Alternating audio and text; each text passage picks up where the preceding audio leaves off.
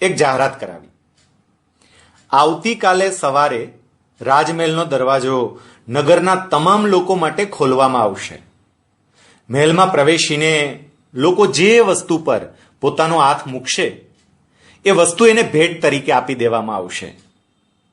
લોકોએ આ જાહેરાત સાંભળી એટલે સવાર પડે એ પહેલા જ મહેલના દરવાજા સામે આવીને બેસી ગયા. દરેક વ્યક્તિ પોતાને મનગમતી વસ્તુ મેળવવા ઈચ્છતો હતો. પોતાને ગમતી વસ્તુ પર બીજો કોઈ માણસ પહેલા હાથ મૂકી દેશે તો પોતે એ વસ્તુથી વંચિત રહી જશે એવો છુપો ડર પણ હતો. સવારે દરવાજો ખોલતાની સાથે જ લોકોએ દોટ મૂકી. પોતાની પસંદગીની વસ્તુને પામવા માટે લોકો દોડાદોડી કરવા લાગ્યા. મનગમતી વસ્તુ મેળવવા માટે પરિવારના સભ્યો કે મિત્રોને પણ પછાડી દઈને લોકો પોતાની પ્રિય વસ્તુ સુધી પહોંચી રહ્યા હતા. રાજા સિંહાસન પર બેઠા બેઠા આ ખેલ જોઈ રહ્યા હતા અને હસી રહ્યા હતા. એક નાનું બાળક ધીમે ધીમે ચાલતા ચાલતા રાજા પાસે આવ્યું. રાજાએ એને પૂછ્યું, બેટા, તારે કંઈ નથી જોઈતું?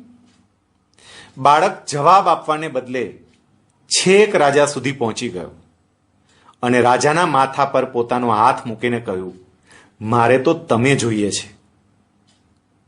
રાજાએ આનંદથી બાળકને તેડી લીધો અને કહ્યું, બેટા, શરત પ્રમાણે હું હવે તારો થયો અને એ સાથે મારું આખું રાજ્ય પણ હવેથી તારું થયું.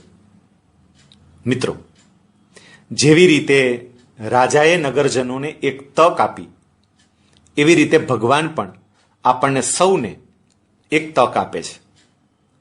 નગરજનોએ રાજાને પસંદ કરવાને બદલે રાજાની વસ્તુઓને પસંદ કરી, એમ આપણે બધા પણ ભગવાનને પસંદ કરવાને બદલે ભગવાનની બનાવેલી વસ્તુને પસંદ કરીએ છીએ.